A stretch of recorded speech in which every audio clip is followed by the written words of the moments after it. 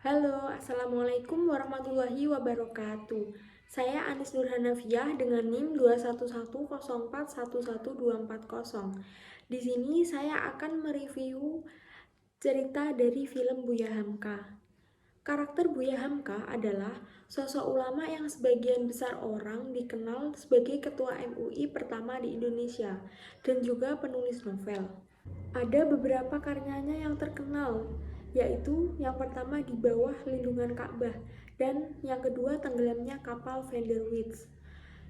Keduanya sama-sama pernah diadaptasi jadi film.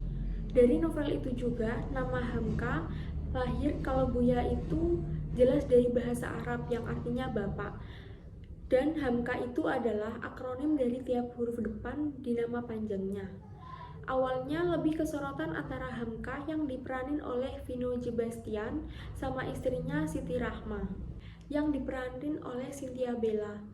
Ada sorotan ke karir Buya Hamka sebagai novelis maupun ulama yang berpengaruh perkembangan kemuhammadiyahannya. Keterlibatan dalam perjuangan kemerdekaan yang lebih muncul interaksi antara Hamka sama Siti Rahma, dan itu yang difokuskan. Hamka semakin tua jadi ketua MUI dan segala macam karirnya. Dari film Buya Hamka bisa mengajak kita menelusuri sosok Buya Hamka dari pola pikirnya, tingkah laku dia ke istri waktu di rumah bagaimana, dan segala macam lainnya. Sudut pandang cerita tersebut semua ada min plusnya. Plusnya ada muncul pesan yang lumayan adem, kalem, syahdu, yang nonton juga merasa damai dan sejalan sama tujuan film yang tampil pada intinya. Minusnya adalah skripnya kayak terasa beban buat ngerangkum semua perjalanan hidupnya Hamka. Untuk peristiwa-peristiwa penting nongolnya cuma sekilas aja, kurang diperdalam. Misal waktu Hamka menjalin hubungan sama tentara Jepang yang bikin dicap pengkhianat, padahal tujuannya pengen melancarkan umat Islam agar bisa ibadah dengan bebas, tidak dikekang. Tetapi skripnya mempunyai satu kelebihan, yaitu soal karakteristik Buya Hamka membuat kagum dengan sosok Buya Hamka karena dia seorang ulama. Tetapi skripnya mempunyai satu kelebihan, yaitu soal karakteristik Buya Hamka membuat kagum dengan sosok Buya Hamka karena dia seorang ulama ketua MUI pertama, karena menggambarkan dia sebagai orang yang mempunyai prinsip, yang teguh tetapi juga mempunyai pemikiran terbuka. Buya Hamka cenderung tidak suka ke beberapa orang karena semua diharamkan. Seperti pakai jas dianggap kamu berpakaian seperti orang kafir.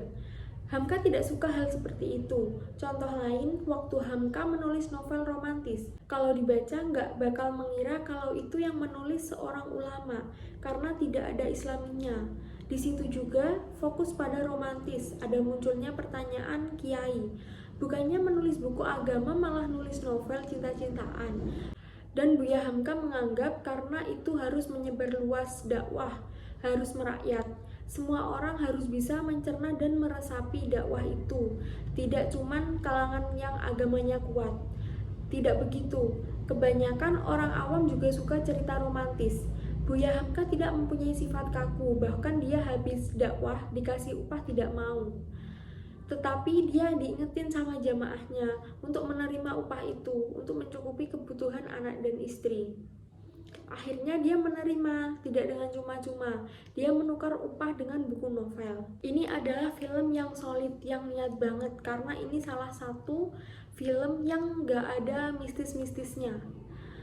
Sekian review film Buya Hamka dari saya. Mohon maaf bila ada salah kata. Wassalamualaikum warahmatullahi wabarakatuh.